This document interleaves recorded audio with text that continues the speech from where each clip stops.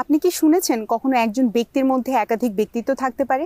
কিংবা দেখেছেন কি সেই বিখ্যাত সিভিল মুভিটি, যেখানে মূল চরিত্রের মধ্যে ১৬ জন ব্যক্তিত্ব ছিলেন? শুনে অবাস্তব মনে হলেও মুভিটি কিন্তু বাস্তব ঘটনার উপর নির্মিত। এটি একটি বাস্তব মনস্তাত্ত্বিক অবস্থা, যাকে বলা হয় dissociative identity disorder. Dissociative identity disorder হলো এমন এক মনস্তাত্ত্বিক অবস্থা যেখানে একজন ব্যক্তির মধ্যে একাধিক ব্যক্তিত্ব বা অল্টার তৈরি হয়, এবং এই প্রত্যেকটি অল্টারের আলাদা আলাদা নাম, পরিচয়, বয়স এবং লিঙ্গ থাকতে পারে। ডিসোসিয়েটিভ আইডেন্টিটি ডিসঅর্ডার হলো ডিসোসিয়েটিভ ডিসঅর্ডারের একটি ধরন। এর অন্যান্য ধরনগুলোর মধ্যে রয়েছে ডিরিয়েলাইজেশন, ডিপার্সোনালাইজেশন এবং ডিসোসিয়েটিভ অ্যামনেশিয়া।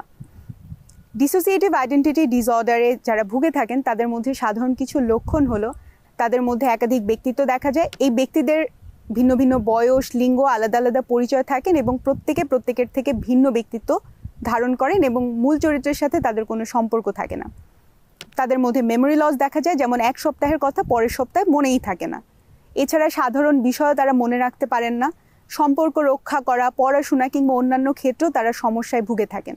তাদের মধ্যে প্রচণ্ড পরিমাণ হতাশা দেখা দেয়, বিষণ্ণতায় ভোগেন, মাদকাসক্তি এবং অ্যালকোহলে আসক্তি দেখা দেয়। এছাড়া অনিদ্রা, ইনসমনিয়া, স্লিপ ওয়াকিং ইত্যাদি সমস্যা দেখা দেয়। ডিসোসিয়েটিভ অ্যামনেশিয়া রোগীদের মধ্যে একটি কমন সমস্যা হলো হ্যালুসিনেশন। এই হ্যালুসিনেশনের জন্য অনেকে একে স্কিজোফ্রেনিয়া বলে ভুল করে থাকেন। তবে স্কিজোফ্রেনিয়ার সাথে ডিসোসিয়েটিভ আইডেন্টিটি ডিসঅর্ডারের একটি কমন পার্থক্য হলো স্কিজোফ্রেনিয়াতে কোনো রকম অল্টার থাকে না, কিন্তু ডিসোসিয়েটিভ আইডেন্টিটি ডিসঅর্ডারের ক্ষেত্রে অল্টার থাকে। গবেষণায় দেখা গেছে যে বিশ্বের 0.1 থেকে 2% মানুষ এই ডিসঅর্ডারে ভুগে থাকেন এবং মানসিক রোগীদের ক্ষেত্রে এই শতাংশ আরও অনেক বেশি, 6 থেকে 10%। তাহলে কেন এই ডিসোসিয়েটিভ আইডেন্টিটি ডিসঅর্ডার হয়? ডিসোসিয়েটিভ আইডেন্টিটি ডিসঅর্ডার হওয়ার পেছনের কারণ হিসেবে সাধারণত দায়ী করা হয় শৈশবের ট্রমাটিক অভিজ্ঞতা, সহিংস পরিবেশে বড় হওয়া কিংবা মা বাবার অবহেলাকে। এক্ষেত্রে শিশু নিজেকে ভয়াবহ বাস্তবতা থেকে রক্ষা করতে না পেরে নিজের মধ্যে এক ধরনের ডিলিউশন তৈরি করে কিংবা অল্টার তৈরি করে। এটি একটি কোপিং মেকানিজম। দেখা গেছে যে 5 থেকে 10 বছরের শিশুদের মধ্যে এটি লক্ষ্য করা যায়। তবে যেহেতু শিশুরা ছোটোবেলায় অনেক বেশি প্রাণোচ্ছল থাকে, যার কারণে এগুলো খুব একটা তখন আইডেন্টিফাই হয় না।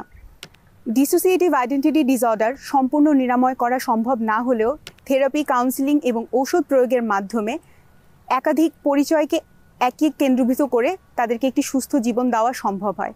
এক্ষেত্রে একজন কাউন্সিলর একজন পেশেন্টকে সিবিটি, এনএলপি থেরাপি দিয়ে থাকেন। এছাড়া ট্রমা ইনফর্ম থেরাপির মাধ্যমে তাকে ট্রমা থেকে বের করে আনেন। এছাড়া ফ্যামিলি থেরাপির মাধ্যমে ফ্যামিলিকেও এখানে ইনভলভ করা হয়ে থাকে। সঠিক কাউন্সিলিং এবং দিক নির্দেশনার মাধ্যমে আপনার অন্ধকারাচ্ছন্ন ট্রমাটিক অভিজ্ঞতা থেকে বের হয়ে নিজে একটি সুস্থ জীবনযাপন করার ক্ষেত্রে এটি সহায়ক হতে পারে।